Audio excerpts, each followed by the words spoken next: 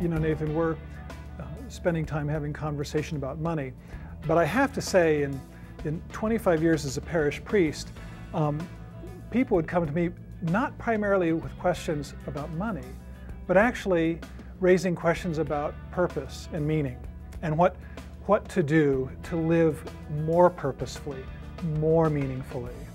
How do you describe the relationship between those issues? Right. Well, and it's interesting because when I first started in the financial services business now some 20 years ago, here's how I was trained. I was trained on the transactional side of money. You know, the saving for retirement, saving for college, you know, reaching those transactional kind of goals. But what was not anywhere in that conversation were this notion of faithfulness or purposefulness, right? And it's what I would call the interaction side of money. So we've got the transaction versus the interaction. And the interaction are the stories between the generations. The interaction are, you know, my morals, my ethics. How do my values drive my transactional decisions?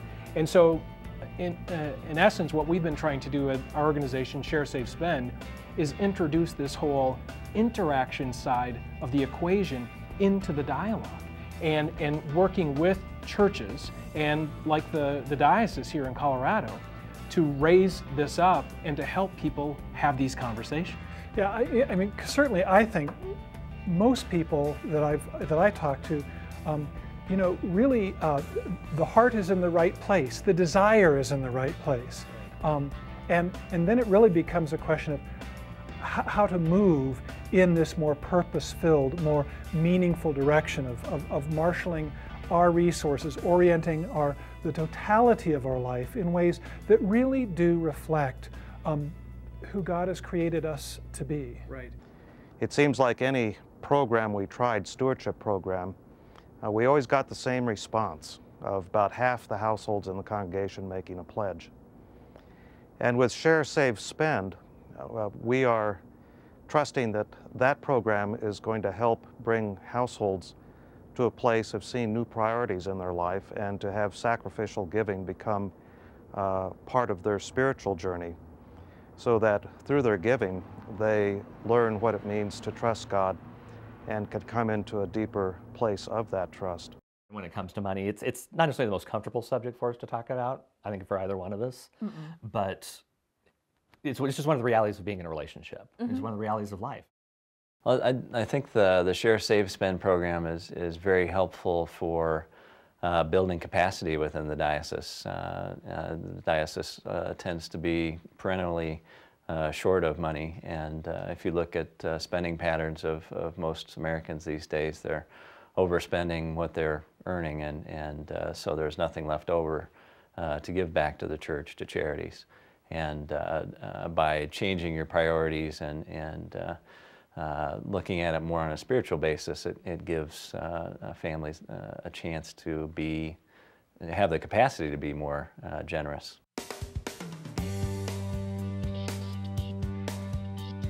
I really think that we need to have some tools that help us shift from thinking about money as barrier and challenge to opportunity and possibility, and something that really is integrally related to how we live and bear witness to our faith.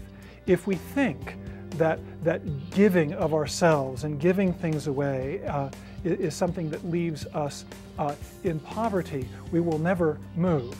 But if we understand that the reality is just the opposite, then we have some hope that in giving of ourselves, of giving of our resources, we will not be impoverished, just the opposite. Right. We find ourselves fulfilled by making wise choices and purposeful choices. Right. So I was in Colorado a few months ago, and I did this large conversation, actually presentation for 1,200 middle school youth, right? And in Colorado Springs. And one of the things I did as part of that, speaking to them about money and values and culture, is I gave 6 of these young people in front of everybody $20 bills, and then my business card, and I said, go do something with that money, and then send me an email and tell me what you did with it. So a few of these trickle in over time. Last week, I got an email from this 12-year-old boy, Justin, and he said, first of all, thank you for this opportunity to do something with that $20. It turned into $1,077.65. I pulled in my confirmands, I pulled in my other friends, I pulled in other people in the church. We did a bowl-a-thon, all for the Nicaragua Fund, to buy food, buy supplies, buy clothing for people who don't have. And he said, thank you for this opportunity. What it taught me was that it doesn't matter how old you are, you know, what your gender is, what your faith is, that we can all make a difference in the choices that we make with our money. He's 12. And I was just blown away by that, because sometimes we short sight, I think, what's possible, right? Wherever we are, whatever we have something to give. My name is Helen Abiye, and I am from Southern Sudan. I remember growing up in the South, and it's just like a piece of heaven on earth. The South is green. It rains all the time. There was peace everywhere, children just running in any corner of the neighborhood, no fear of anything. People were just together. It was beautiful.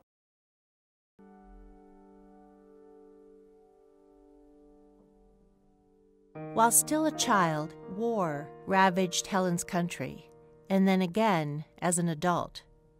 A mother herself, civil war tore her country and family apart. You can go for years without knowing the whereabouts of your children, of your siblings, and no schools, no medical care. The whole infrastructure of the whole of the South Sudan was just zero. After helping her children leave the Sudan, Helen herself fled her beloved homeland, first for Egypt and eventually to Colorado. Now at home in Denver, Helen is a leader of the local Sudanese community, where generosity remains a way of life. In spite of the little we have now, this sense of sharing, or this way of sharing, made us to survive, because nobody would like to be well off and the others do not have. We do believe that instead of one family eating 3 meals, it's better for 15, 20, 30 people to eat 1 meal and survive. So this sense of sharing is what made us stronger.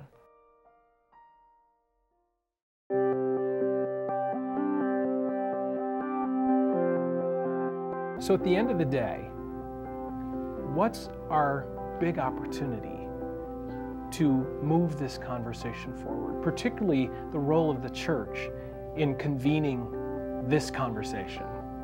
Well, certainly in Colorado, we're trying to just put the conversation on the table, to create some space in some ways, to really name it and say that if we want to be faithful, we really do need to talk about our relationship to money and to material goods. And we're trying to provide that space and that opportunity by having resources that will provoke some of that discussion. We want to promote that discussion within congregations, but also within families, across generations, and just find some simple ways of getting people really to think about it. Because at the end of the day, we can't be financially faithful unless we're financially free. If we have a larger feeling that we want to be generous people and sharing people, then generosity can be pretty easy. And I think that's the kind of freedom that Christ calls us to as we give up those pursuits of materialism and consumerism, and we become more generous. I think we're freed by that.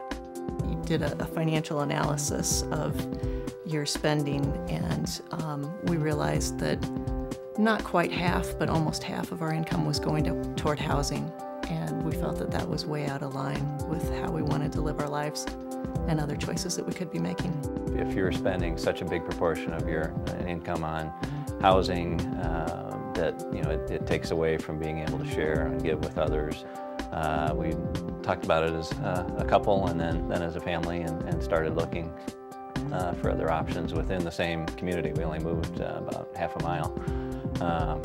But then the house we chose was about 2,000 square feet, so it was a fairly significant downsize. They told us why we moved was also one of the reasons was that it would give us a lot more money to spend on vacations so we could go to more places. And then also we'd have more to share to others.